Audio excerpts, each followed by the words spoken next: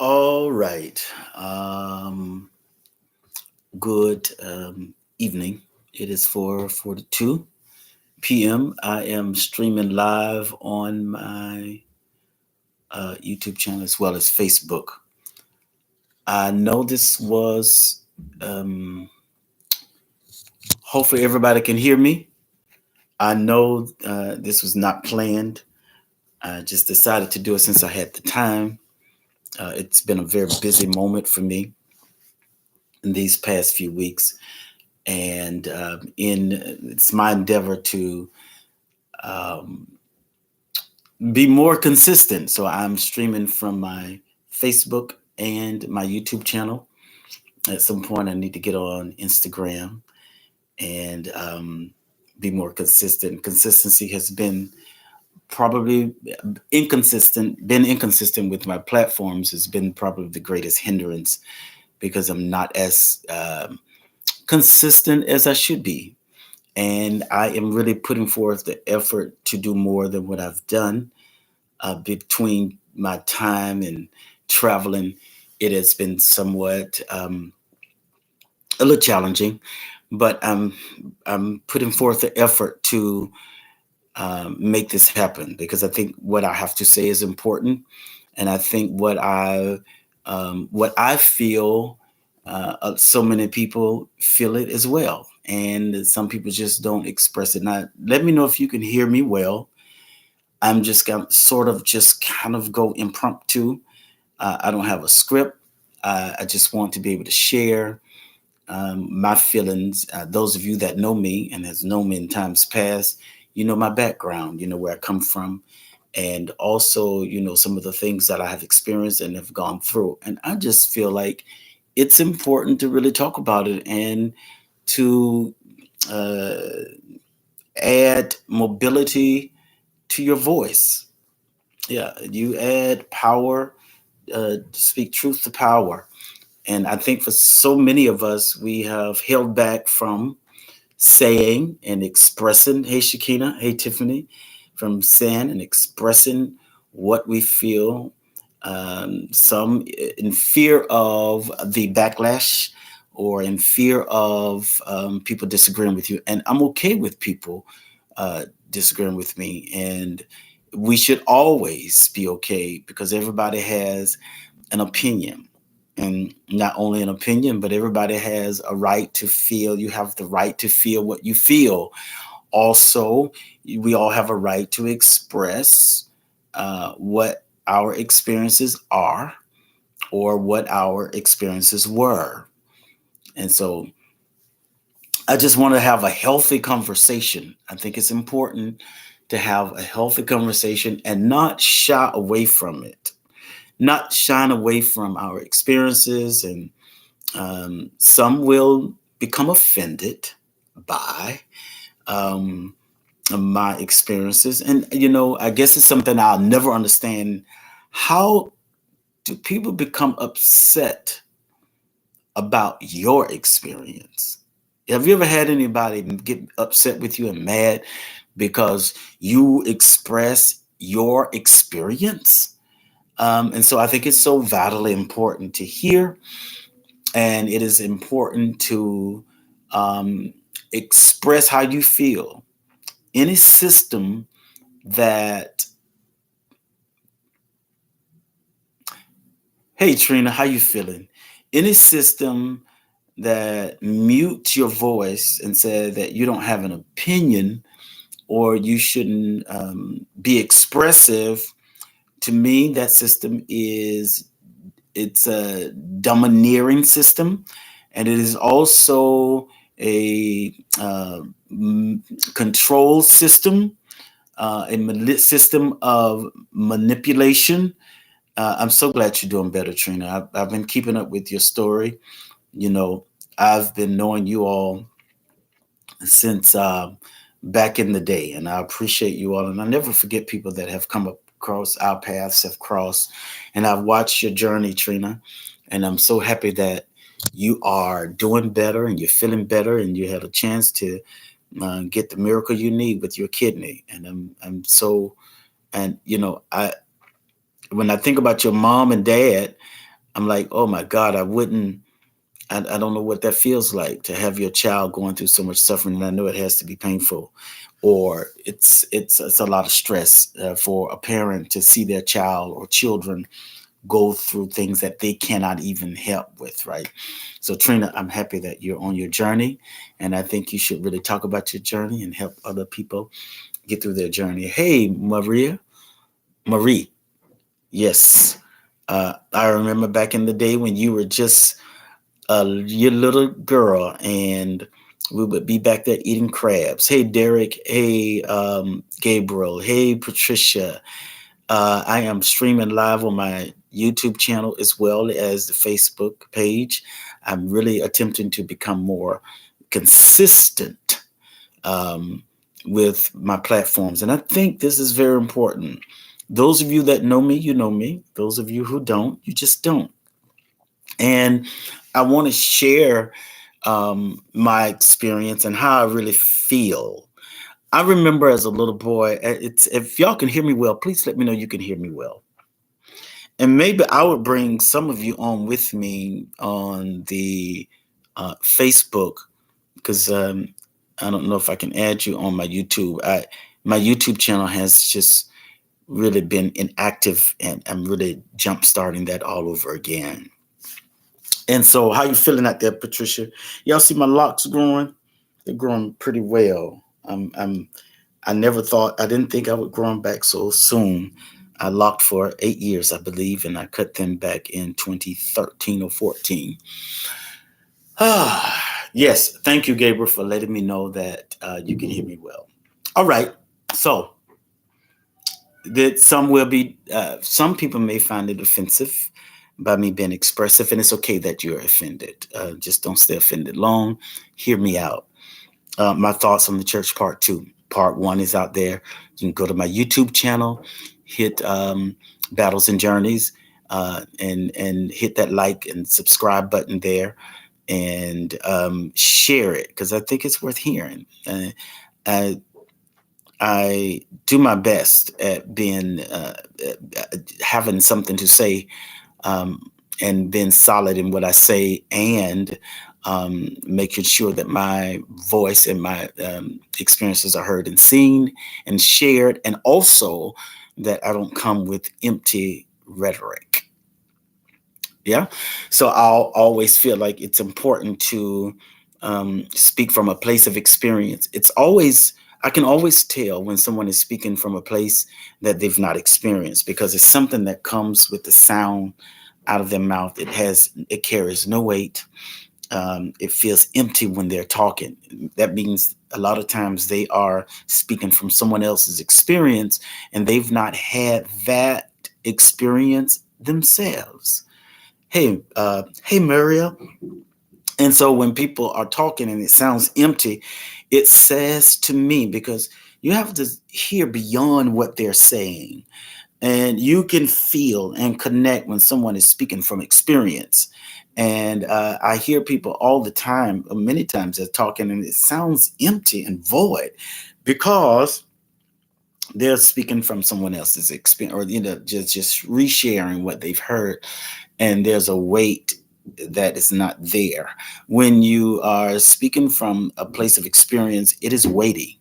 It really is. So I share with you, because I don't I don't ever want people to think that it's disrespect, that I disrespect the church, or that I don't see any use for the church.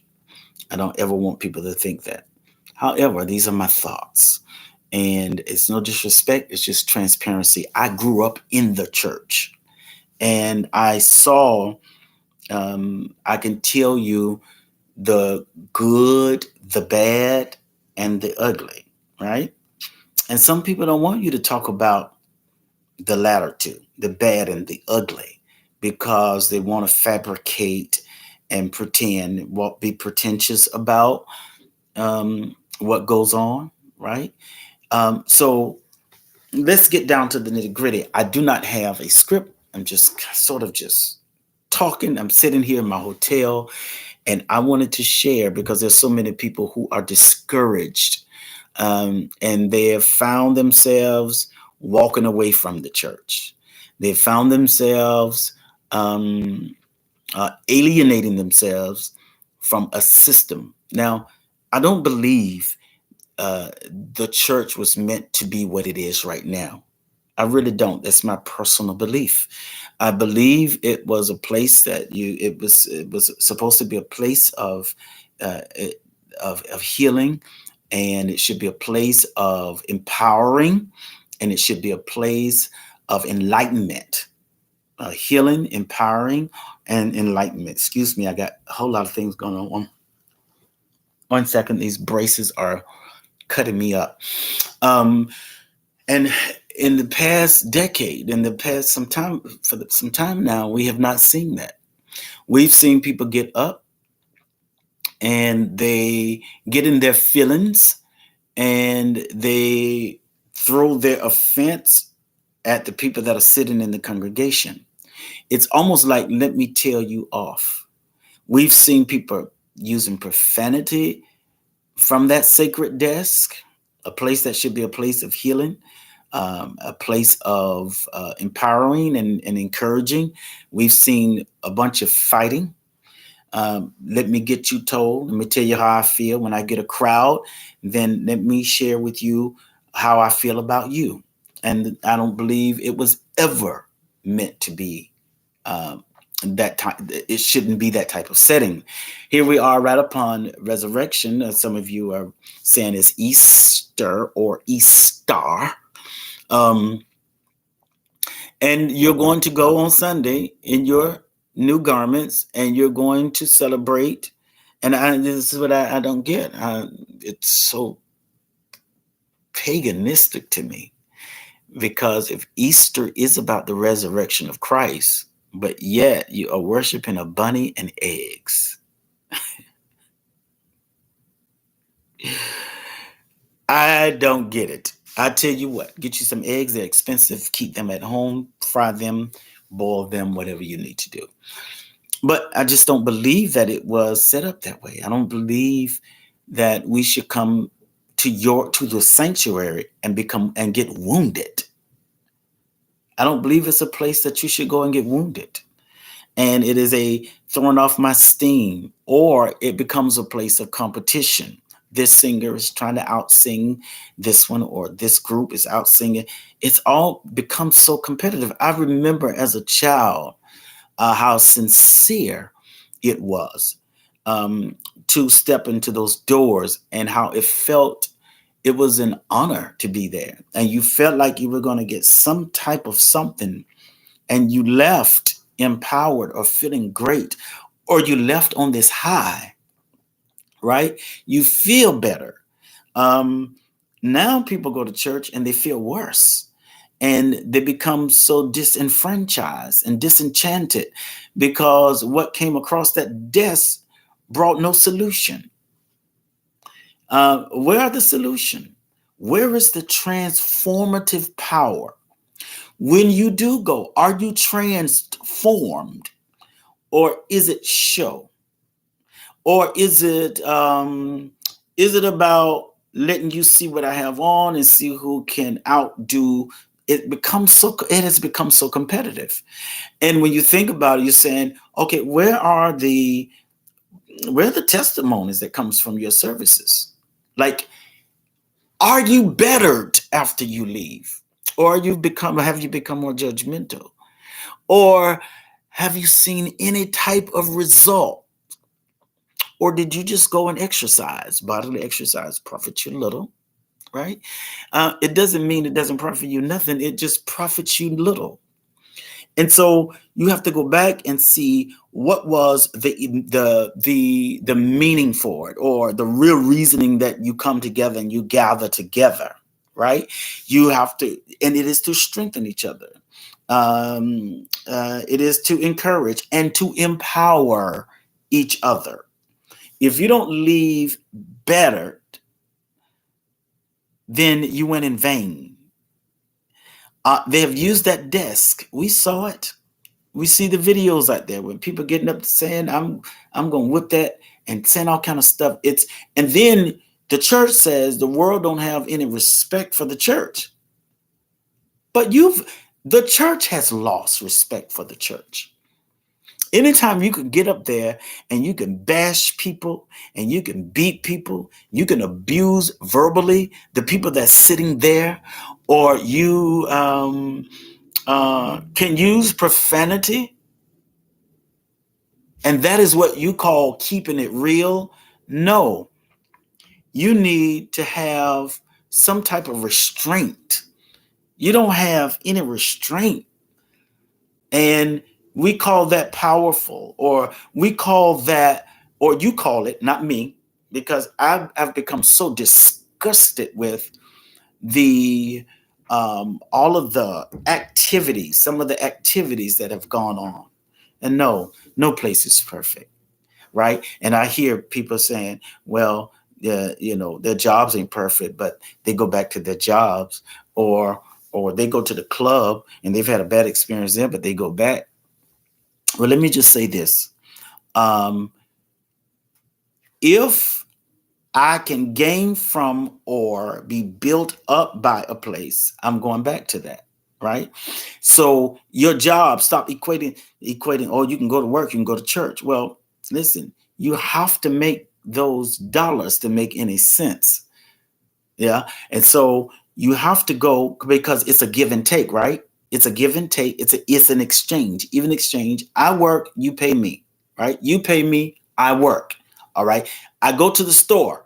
No, I might have had a bad experience at the store, but I'm going back to the store. Why? Because there's a supply and demand. And it is I need something from there that they have for me. They can give me this. I can in return pay for it. It's an exchange. It's an even exchange. When I step into your church, is there an even exchange? Are you giving to me as much as I'm giving to you? You want my finances, but what are you giving back to me? You see, it's an even exchange. So when I hear people say, "Oh, well, if you can go to your job and you can go to church," or you had a bad experience at your job, but you go back to work. Well, because that's how we make ends meet, and you have to have money to live in our society. You have to have some type of currency.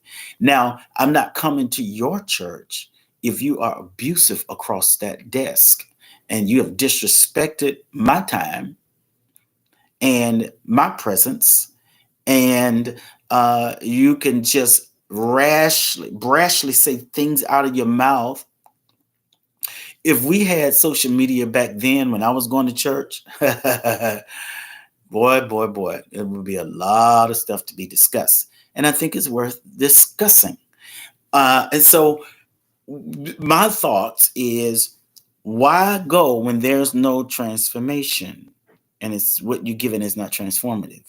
So then I hear the other thing that people are saying. Well, you can be helped as long as they want help. You can want help, but if you're not qualified to give me what I need, why do I keep showing up?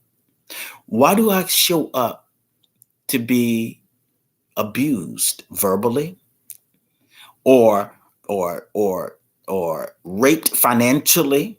Because eventually you only become a number at a lot of places, and you not go and not give your money, then they're going to send for your money. That says to me, my money is more important than my presence or my well-being. People will check on you. Hey, Vita. People, hey, Elliot. People will check on you. They don't check on you. They're checking on your dollars and cents.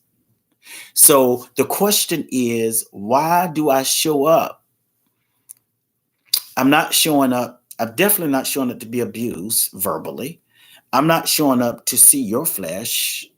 I'm not showing up to have some type of bodily exercise. Praise is good, right? And so if that's all you came to do, you can go home and do that. It has to be an even exchange. If I come and sit under your teaching, I need to be able to walk away with something other than sweat and musk that we've shouted and danced all day, but there's no transformation, there's no transformative messages. And then people get beat up across that desk because now the person that's up there, one, needs to be medicated because they have emotional issues and they've been traumatized and they got mental illness, and so they get up and say anything across that desk, not realizing that they're wounding people and not healing them. You see?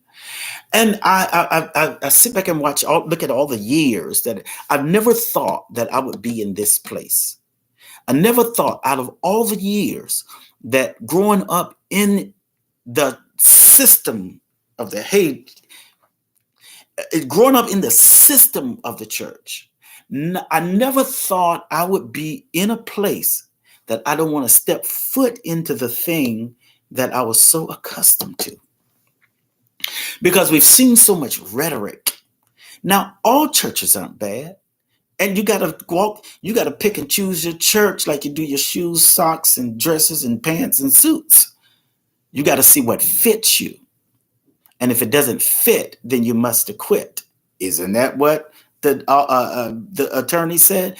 If it does not fit if you have a family, right, and you got children, and you go to a church that doesn't offer anything for the children, that's not a good match. You see? You got to see what matches you and what fits you. If you go to a place and they stay in church all day and you're a doctor or an attorney, they're not coming to your church. You know why? Because they have careers and they're not going to spend all Sunday sitting up in your church. You need to be able to give them substance, hit it and quit it. Give them something that they could live off of for the week. So, absolutely, you got to find a good fit. I know personally, I don't want to go. And I came out of this. I don't want to go where they're doing a whole bunch of screaming and hollering, dancing and running and ripping and running into walls. They're jumping high but living low. Jumping high but the bank account's low because they don't have a balance. It's all hype and no leveling out. If you're just teaching hype and give me this hope to live off of hype, but you give me nothing to live in depth and tell me how to live every day. I don't want to hear about slap 3 people, turn to 3 people, tell your neighbor. I didn't come here to talk. I came to hear you. So there comes a time that you have to find out what fits you. And if you go to a place and they are abusing you verbally, kindly take your ducks and move them to another pond. Stop giving people the opportunity to bash on you and to you go through enough. We go through enough in life, job, home. We get beat up enough in our jobs, in our homes, right? You don't go to church to get beat up.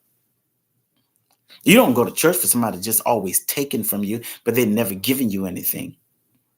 See, I came from that. You, Vita, I'm here to tell you, a lot of them, and I've been going to church most of my life. A lot of them, they want you to have allegiance to the leadership. And this is where it becomes occultish. This is this whole occult type of system where they want you to serve them and not serve your creator. Or they want you to listen to them and you can't have a mind and you can't hear for yourself, the creator, and they want you to depend on their voice. Anytime a system wants you to only depend on their system, it has become damnable, evil, and occultish. It's an occult. And many of what we've been in has been an occult. And they teach against occults, but they're the ringleader of the occult that they are, leading. And it's nothing wrong with respect. You respect leadership. You respect each other. Let's not just talk about leadership. Yes, sanctuary, God's safe place. Let's talk about leadership. It's okay. You're supposed to respect each other, not just leadership. But when your respect leaks over into worship, that's what you call it, perverted. When your respect is turned into worship, that's perversion. Anything that has been twisted out of its original meaning is perverted or perversion. So my thoughts is, so here it is. What are you getting out of that place? Are you being built or are you being torn down? I came from a place where leadership wounded more souls than they won. What happens when leadership, and you're in a place and in a system where leadership has wounded more people than they've ever won because of the recklessness of their mouth? Or they won't get further education that can teach you for this time. They're not educated, and they won't further their education in knowing, but instead they are comfortable with repeating the rhetoric or causing you to live, or they still teaching from a system from a whole another era, right? And they're teaching customs from another era, and they want you to live in that custom today. And it's not true. It's not advantageous. It's not good for you. And so now what we've seen is this pandemic. This pandemic has really proven something to the church now. I've had people tell me they're happy for the pandemic because they was trying to find a way to get out and they didn't know how to get out. And now they're out and they won't go back. Because you have to see what has it benefited you? What do you get out of it? Because you can't tell me I'm supposed to come and just give you everything. What am I getting out of this? It's a relationship, right? It's a relationship where I give, you receive. It's a reciprocated relationship.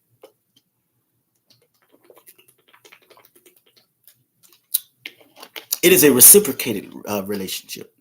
And it is vitally important that we receive from each other. But when you're not getting that, and you're just another number, or you've been mocked, and then people will look at they'll look at your experience, and they would take a whole text on your experience trying to prove something to you. And so it's no disrespect. It's just, I don't see any transformative power because you're not given any transformative messages. We assimilate, we come together, but what is being said across that desk that is impactful to you? We're not talking about running and being exuberant with your bodily exercise. We're not talking about that. What have you actually learned? Have you been transformed?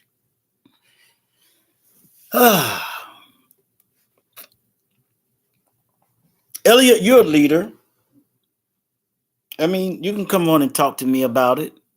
And then another thing that I've seen, Elliot, is so much competition.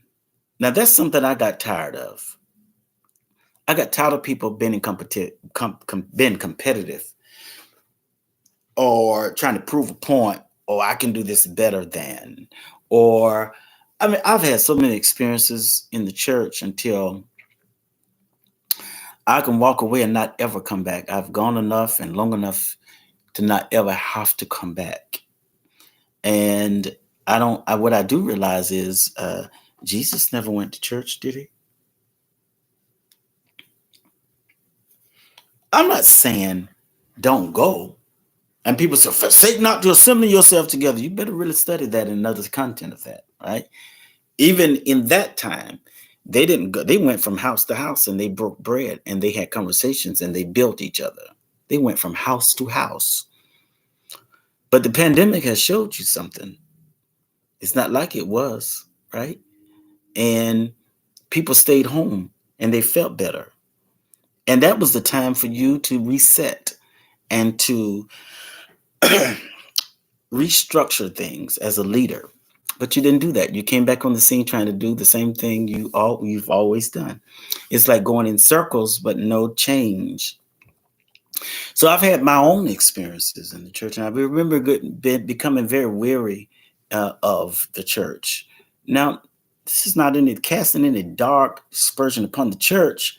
Some leaders really shouldn't be leaders. Some people started the church because they got mad at their pastor, and you started a church, and all you have now is a mad church. Some started because they thought they could do it better than their leader, and you started a church, and now you have, I'm competitive and I can do better than you, church. I can lead better than you because you thought preaching was pastoring, and it's not. Preaching is a small percentage of pastoring, right? Or some of you got in a scandal and you left and you started your own church and you split the church that you was in. And then when you started, somebody split your church. You know why? Because you were a splinter in your last church, and a splinter will keep splitting regardless of what you do. It's going to keep splitting because karma has a way of coming back to revisit your house and to give back to you what you put out. And not only that, it has become a place of pedophilia, right? See, y'all, the Pentecostal church used to talk about the Catholic Church all the time. But this dark clouds and the dark, deep skeleton secrets that was stuck in your closet, that has flesh on it, that is still alive. You talked about Catholicism, and you talked about them and the priests and the boys and all of that, but that has happened in your church. It's just been smothered and suppressed in the Pentecostal movement, especially, right? So, and then on top of that, you teach against Catholicism, but you wear their garments. You look like them. I've never seen a people that will be so hypocritical and so double standard, have so many double standards. When do you stop the double standards? Either you love them or you hate them. You hate the Catholic Church or you love them. You talk about what they've done, but let's talk about what you did. None of us have room to talk about anybody. But now what I do encourage you to do is find what fits you and make it work for you. But I have become discouraged because I don't see any change and I don't see anything different. What I've seen is the same thing rehearsed over and over and over and over again, and people won't change. They don't change. They're afraid of change, and they are afraid to stop teaching their dogma because this is what was always taught, instead of them studying for themselves and getting further education and getting in some type of school of learning, instead of getting up with rhetoric and dogma. And this is why there's no transformation. This is why people are still sick. They're broke because you won't teach a holistic message. You can stay out the line of this healing line if you just eat right. A lot of this stuff is because of what you are ingesting and digesting, and you won't do right. You just won't. You say, I'm going to pray over it and I'm going to eat it anyways. And your blood pressure is sky high. And then you're running in a prayer line. Nobody can help you. Pull away from that table. Put that fork down. Go on all vegetables and fruit. Do something holistic. Empty out the garbage, the trash, and stop going to these places that are abusive. Why do y'all run to abusive people? And you need somebody to tell you what to do when you have been given this mind, this most powerful thing. I'm telling you, we're the most smartest beings on the earth, supposedly. We're the only creatures that don't know what we're supposed to do. A fish know they're supposed to swim. You don't see a fish trying to fly. I don't care if you call him a flying fish. A bird knows he's supposed to fly. He's not trying to swim. A rooster knows it's supposed to crow. He's not trying to sing. We're the only people, and we're the most powerful beings, but we're the most lost people that we will not find out who we are because we formed and morphed into what people said we were. And you won't take the time out to get to know you and get to know who you are. A system has told you who you were, and you try to formulate, you try to line up with that system, and that's not you. You won't even spend time with you. You won't spend time with you long enough to know who you are. But you've allowed a system. I was there when I was younger. This system says to me, this is who I am. And I fought the real me. Most people are, a lot of people that are doing what they're doing, leaders, they should have just remained, uh, I don't know. I see a lot of things and people think it's okay because they want to be in control, but you're wounding more people than you're winning. And this is what I have seen over the past few years. And it has been what you have called, especially in the Pentecostal church, whatever that is, in that movement, you equate having church with running, screaming, and hollering. He said, "Oh, we had church today." So how was you transformed? Was service transformative today? What did you learn about God? Or was it a bunch of rhetoric, noise with no substance? See?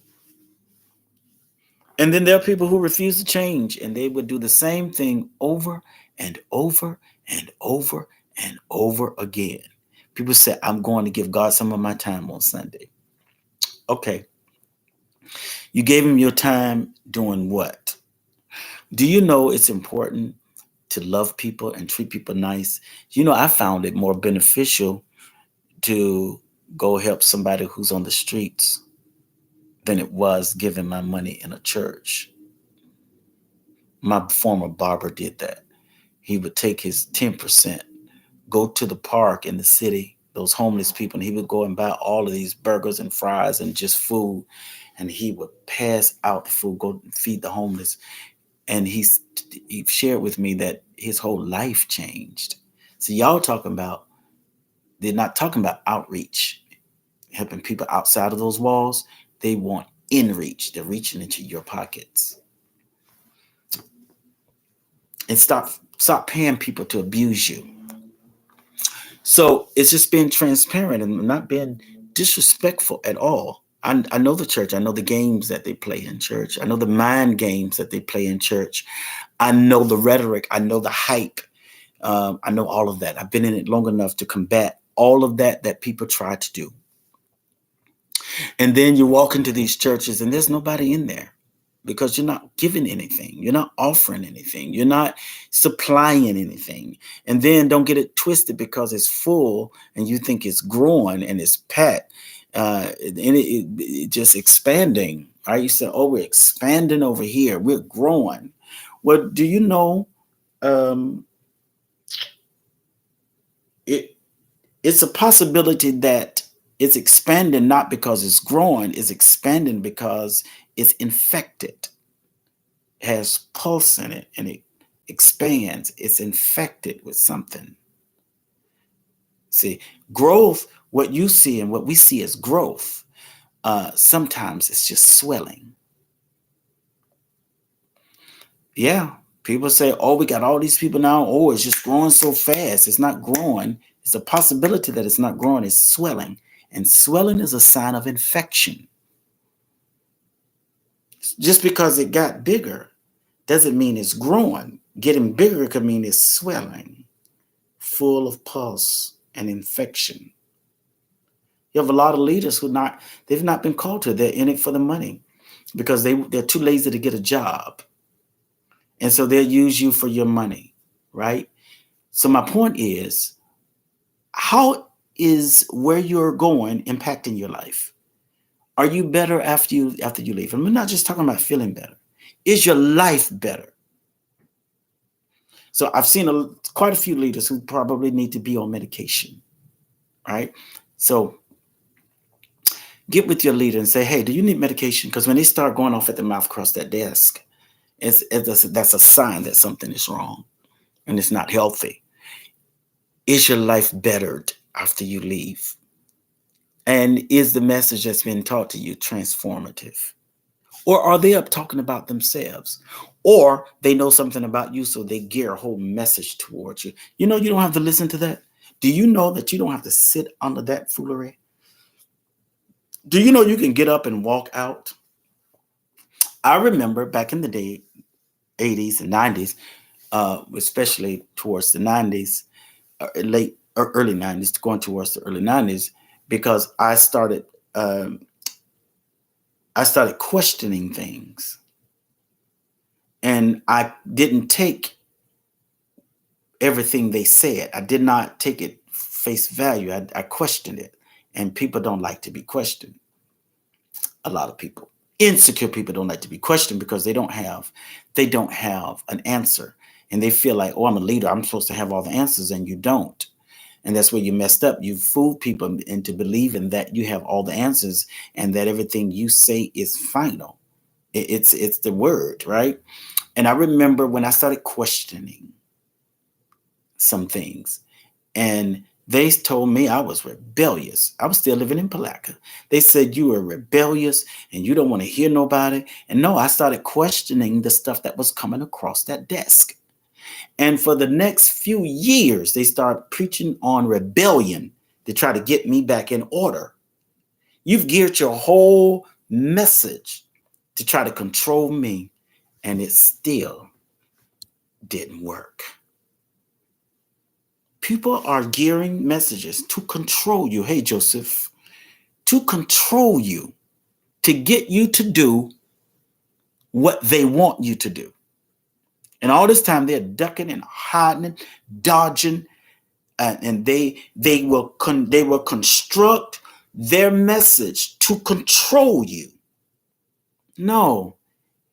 If you teach what's written in red, you'll be real safe, right? There are people that they will purposefully try to control and manipulate your life under the guise of it's the word, and to control and manipulate, right? And so when you do that, then you get this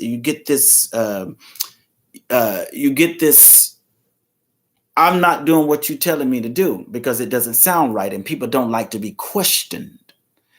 And if you are secure in who you are and in your position, you don't mind being questioned, and you don't mind saying, I don't have the answer to that.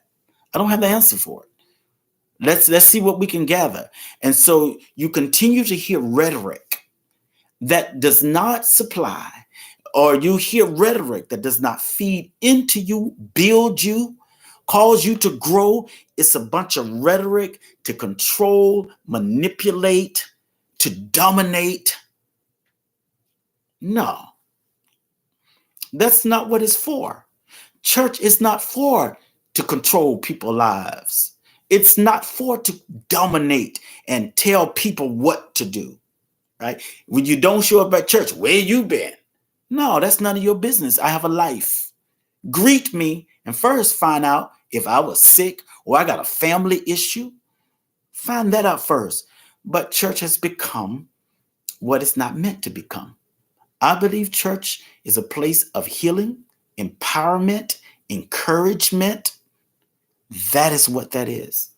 If I come to a system and all you do is beat me, boom, I'm gone. And I've seen that over the years. And they'll beat you and verbally abuse you publicly over something that they're doing privately. Yep. They will do all of the above. And then make you feel guilty. There's no condemnation, right? So if you come to condemn a person, because the word was never meant to condemn, the word is always meant to convict, not condemn.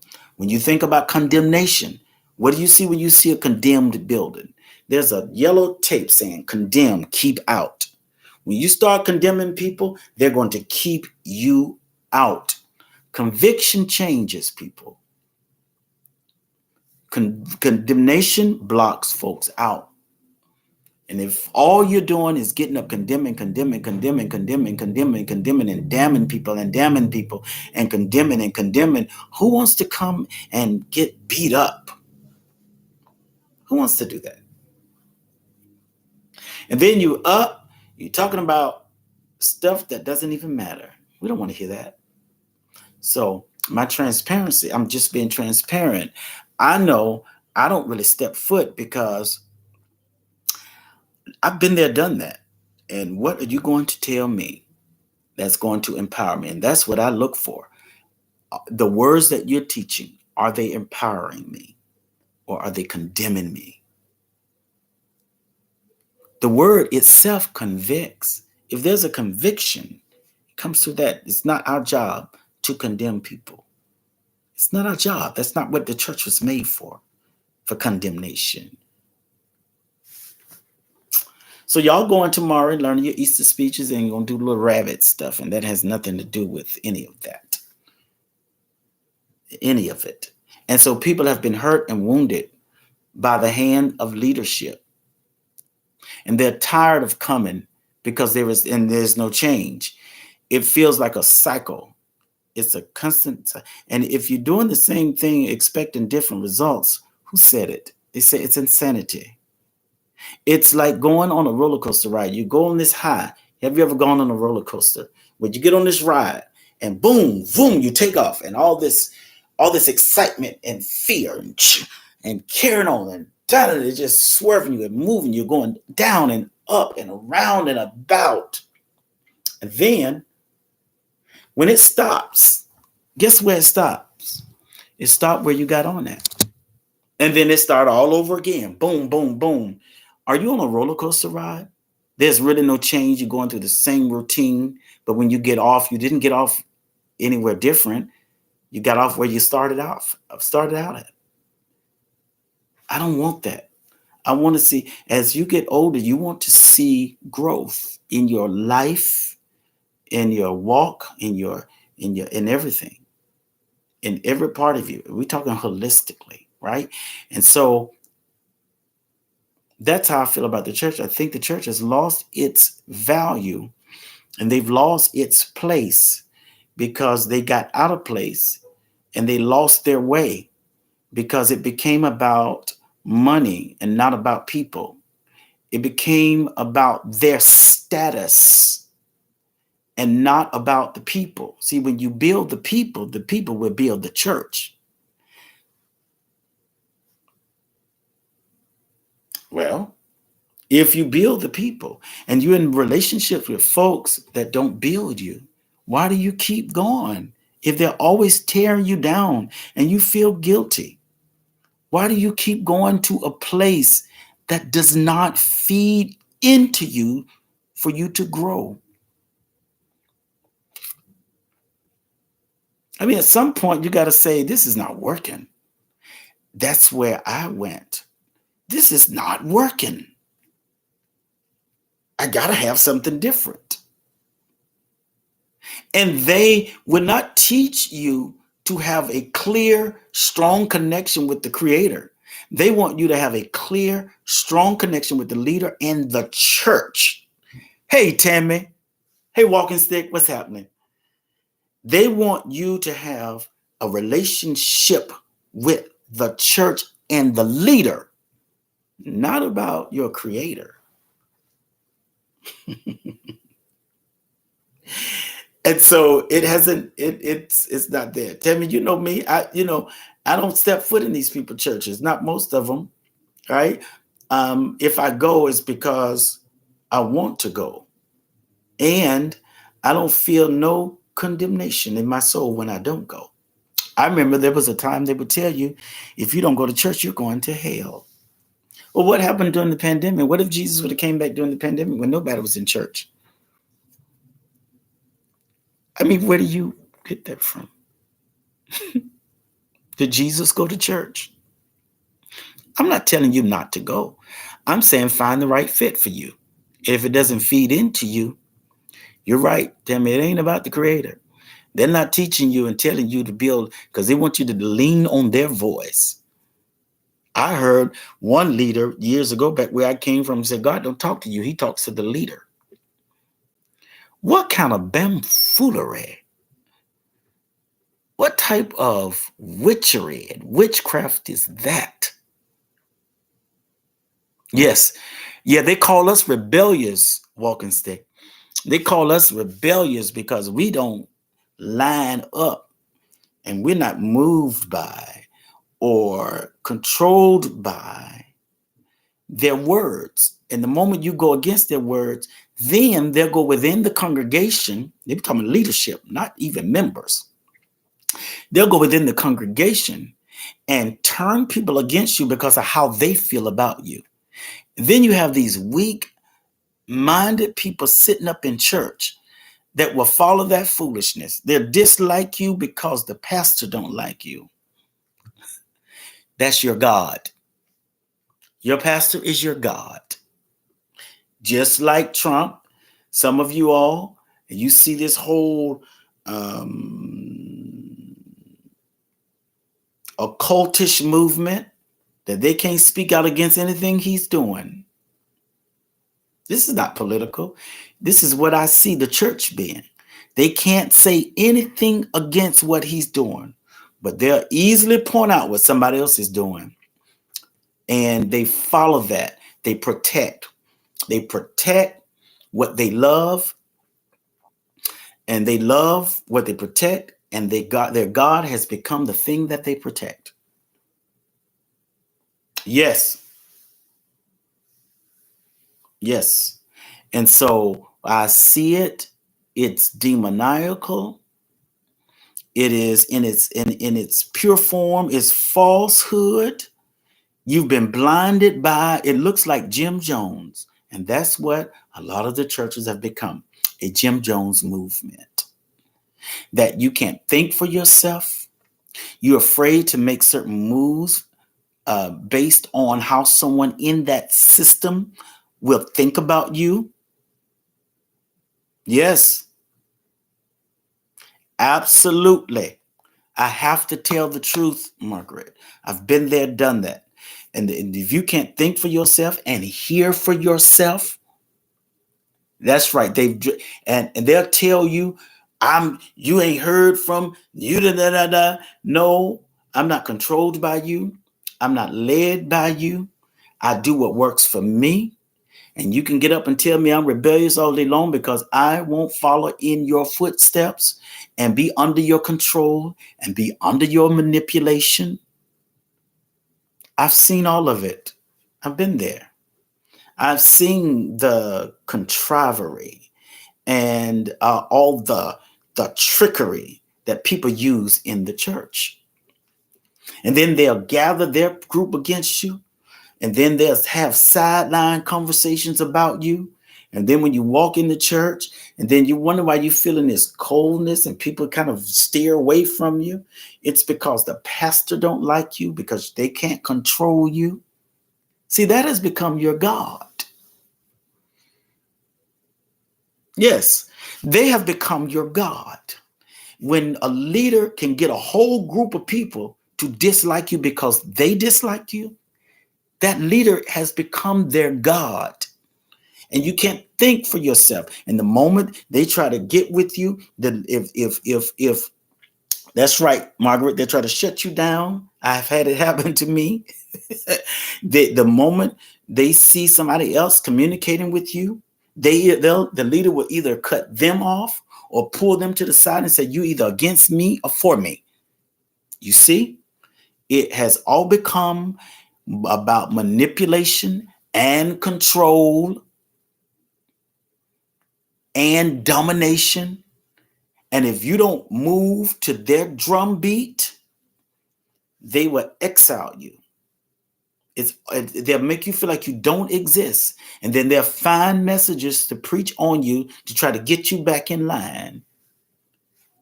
Domination, control, manipulation, witchcraft, occultism. That's what these churches have become. Not all. Not all. That's right, Tammy. It's a board game. And when the moment they can't control you and you're not part of their coup, oh, you are ousted. You are the disease in the church. Witchery. You're right, Tammy. Damnable and evil. And these people have made their pastors their God. He said, you shouldn't have no other God before me now. You in falsehood, you're worshiping a false God. And these leaders will not correct you and tell you not to worship them because they actually enjoy being worshiped. And when you look at it, they got some things going on within them. Yeah, they got a lot of things. They need to be put on medication. They've been traumatized and they're trying to lead you. And so they've not gotten any type of help. And they are traumatizing the congregation. They're wounding more people than they're winning. And the moment you don't side with them or you question them, they get all blown out of proportion and say that you're walking in disobedience. Disobedience to who? You? Because I'm definitely not disobedient to God. Because you said a thing and I'm supposed to move. I'm not some type of, I'm not Alexa. Alexa. You got these Alexa pastors. They want you to be Alexas. Alexa, play this. Alexa, do this. Alexa, turn off the lights. Alexa, lock the door. Alexa, Alexa, Alexa. And the moment you don't do what they tell you to do, ooh, they get so. But you say you have love. Yeah. So that's my take on it. That's part two and how I feel about the church. It's not a disrespect. It's just been transparent. There's no transformation. And the leader would tell you all day, give, but you don't see them giving anything. And they love you as long as they can benefit from you. But the moment you don't benefit them, they get rid of you. Absolutely. The moment you don't benefit them and they can no longer benefit from you, they disregard you. The moment you can't give into their system, they disregard you. Then they'll start preaching on tithe and offerings. Everybody can't tithe. I want you to know that. They can't. And if they really use the original meaning of tithing, the tithe is supposed to help the poor, not to put in their pockets and buy them shoes and pay their bills and get them a new car. It has become money structured. They honed in on your monies, and they want you there because they want you to be able to give. They don't want you there because they want to give you help. They want you there so you can give to their needs. Am I saying that they're not supposed to have anything? No. But one of the things they should have had was a job and some savings and a business on the side. These people are jumping into leadership so they can take your money. How you going to fuss at me about the hard-earned money that I've earned and I won't give it to you? It's my money. I worked for it.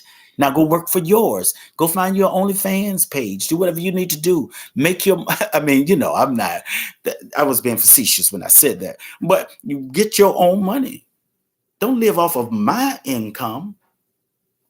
You see? It has become about moolah.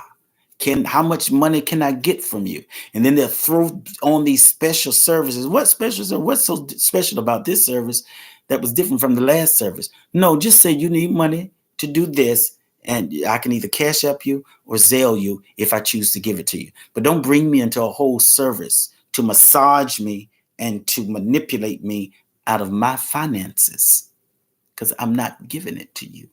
I work hard for my money. I work hard for my money. I work hard for my money. And I don't have to give you my money. I'm going to give to a need. I'd rather go out and help the homeless.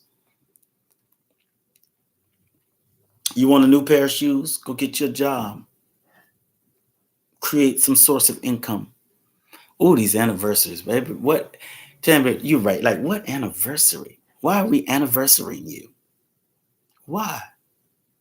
What have you done? How have you poured into my life to better me? Well, and then they use the scripture, workman is worthy of his hire. You ain't did nothing but beat people up all year and manipulated folks. That's not everybody. Help the homeless. I'm telling you, you'll see a better result when you help the homeless. Trust me. I promise you. Go feed them. Go to the store. Go cook something, make up some meals, hand out 5 boxes a week or something. Go to McDonald's or KFC or Popeyes and go buy some chicken and go hand it out to people who really need it. That's where you're going to see your blessing. Because the pandemic has showed church something that y'all ain't doing nothing. And you came back trying to do the same thing you used to do. You didn't hit reset. You just went back to doing what you've always done, expecting different results. Oh, I just wish I wish they would have a panel discussion. And I want to come to that panel discussion so I can ask questions. And the scripture that they've been using. Now, you know what? Ooh, Tammy, that's a whole nother subject right there. Lord God. You go help the homeless. I'm telling you, and you're going to see your life change. Go feed them. Go KFC. Go take your 10%. Oh, and they're going to tell you, bring all your tithe into the storehouse so that there may be meat in my house. No. That's not that. You see? Go to KFC. I'm telling you, Popeyes, McDonald's. See, I don't eat all of that. I like Popeyes sometimes and I like KFC. But go pass it out to the homeless, the people that are hungry. And don't go live about it. Don't go on talking about, see what I'm doing? No, do it in secret and you'll be rewarded openly. And you'll see a change in your finances.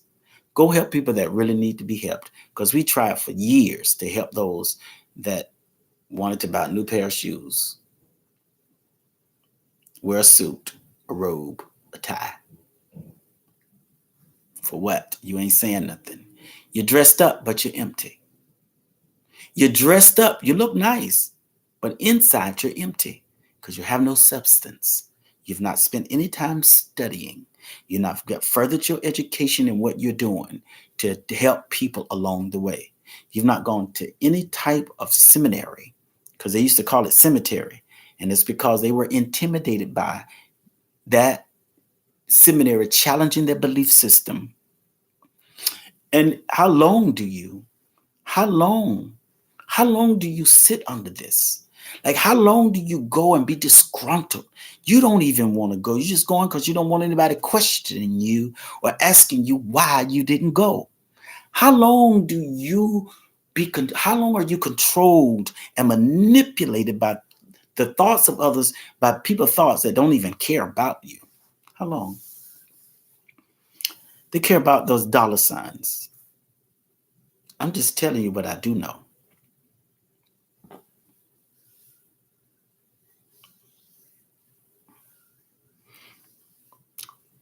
Riley, I don't even know. People have gotten so caught up. You said what happened to real ministry? People have gotten caught up in the money and the fame and the fortune because they can make a lot of money from broke people, from the poor people. I mean, isn't that what Paula White did? And then she showed y'all something.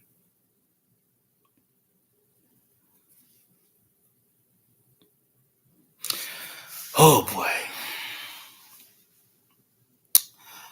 All right. So I'm going to, hey, Taylor, what's happening on my YouTube? I know I've been on for a while. I've been carrying on. I've been talking. Hey, Rena.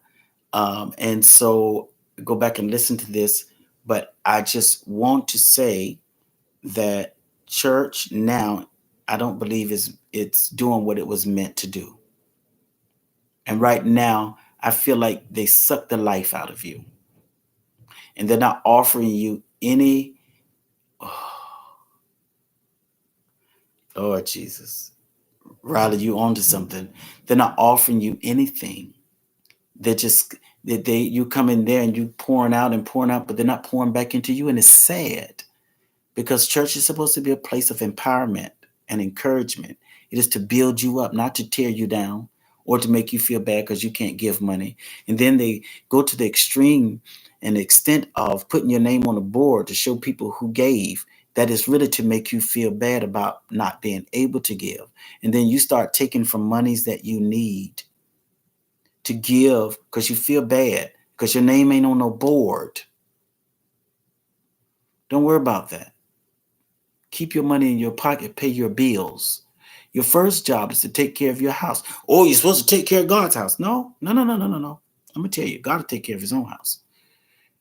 You take care of your house. Don't ever don't ever take from your light bill, your phone bill, your food bill. You got to decide whether I'm going to pay this and I not have anything to eat, but I'm pressured to do it because they're going to make me feel bad about doing it, by not doing it. So you take from things that you need, the necessities of life. Don't ever take from the necessity of life to give to a system that does not give back to you. Because the moment you go back to them for something, they are going to tell you, we're not a loaning institution. I've seen it happen. We're not a loaning institution. You look to God for I know of a situation right now. This guy gave all that they had to this prophet. And then it came down, they were about to lose their home. And they went back to their leader and said, listen, we are about to lose our home. We've given and given to this ministry and given to this ministry, and we don't have anything. Will you help us? And that leader told them, no, you go to God. God is the supply of your need, not the prophet.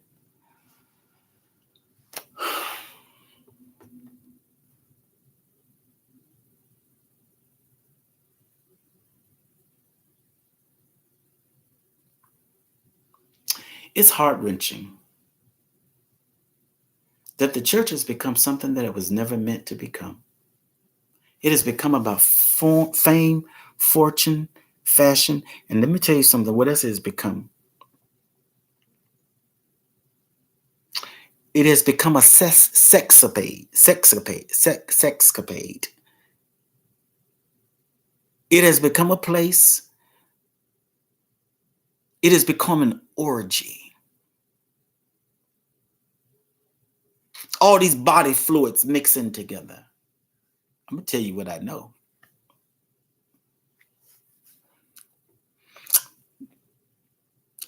It has become very much of an entertainment center. And I'd rather go to the movies and get entertained because they're not doing good entertainment. It's about who can holler the loudest and dance and break out.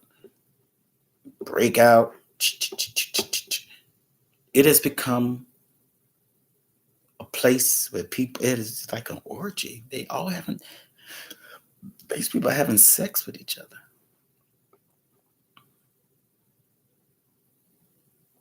Everybody's sleeping with everybody. Pastors got these armor bearers in the daytime, but they're lovers at night. Let's talk about that. Yes.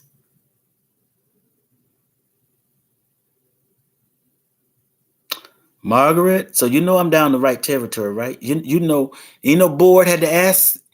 Let me tell you something, Margaret. I hope you left that place. If y'all was out on the streets and y'all went to get help, you said me and my children was on the street, lost everything, and I gave and I gave. Those people told you the board said no. And let me tell you, I'd have took my ducks. See, I know what I'm talking about. I'm talking from experience. You got to go to a board to see if you can help me. If you got to go to a board and the board said, no, we determined that they don't need help, man, y'all a joke. Y'all are a shisty organization system. I'm telling you, what is the church for? Wow, that's heart-wrenching. That's heartbreaking, Margaret. That's so heartbreaking to hear that the place that you've dedicated your time to and has given to your time, your talents, your gifts, and your money, and when you needed help, they were nowhere to be found. They met with a board, and the board determined that you didn't need help, and they said no. Where is their, I mean, like the heart? Anyways, that just made me sad. And I wouldn't give another dime to that system. It's a system that ultimately, because the wrong people are in place, they're destroying folks. Not everybody, but they're manipulating. It's like a club. It is a club. And they brought their ways from the streets into that system. And they're operating the same thing with a collar on. And people think that they are sanctioned because they have a collar. Do you know dogs have collars? I've seen people dress up, and I know some people who can really dress, but they're empty on the inside. They're dark. Everything about them is dark. I don't care how you try to dress it up, put makeup on it. There's a dark cloud and a dark aura that is always around them. Even in their smile, there's a deception there. Very deceitful. And shame on any leader that is leading a congregation and you are talking about the people you are leading, and you gang up against the people that you're leading.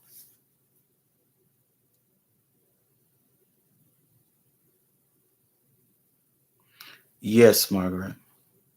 Yes, they also have a smell. I've seen them dress up. I mean, they look sharp, but they're dark. I remember the night, some of you know my story. The night it happened, this man turned really dark. He was a yellow man, and he became so dark, and the room became so cold, and I had no idea what was getting ready to happen to me. But all I knew, he became very dark, and the room became very cold.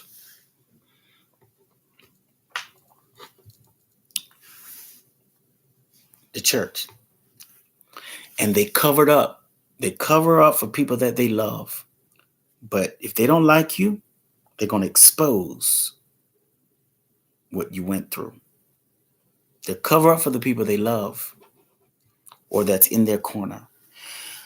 All right, I think my time is up on YouTube. I'm going to stay right here on Facebook because I want to bring somebody on YouTube. I mean, on Facebook, if I can. Hold on one second, Facebook. Those of you that are listening to me on YouTube, please like, share, and subscribe. Send this out. I'm struggling. I'm challenging myself to be more consistent on YouTube, on these platforms, And because I want to help you, I want to help you from my own experiences. And I know some people will get offended and I don't care anything about that. Offenses would come, right? And so you'll be offended at my truth. And I'm not here to offend you. I'm here to be transparent and disclose to you some of the dark undercurrents that's happening and why people don't come to church. And people say, oh, they don't come to our church because they don't like us. They don't come to your church because they can't get nothing from you. Like you don't have anything to offer them.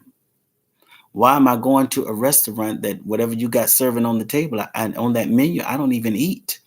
I'm beyond that, right? I'm above that.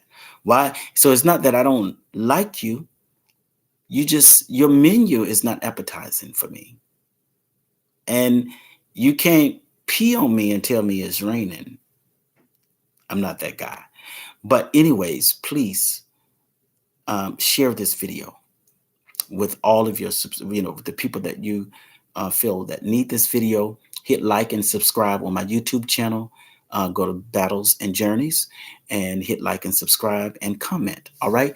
And this is it for my YouTube channel. I'm going to continue on my other platform. You all have an amazing day.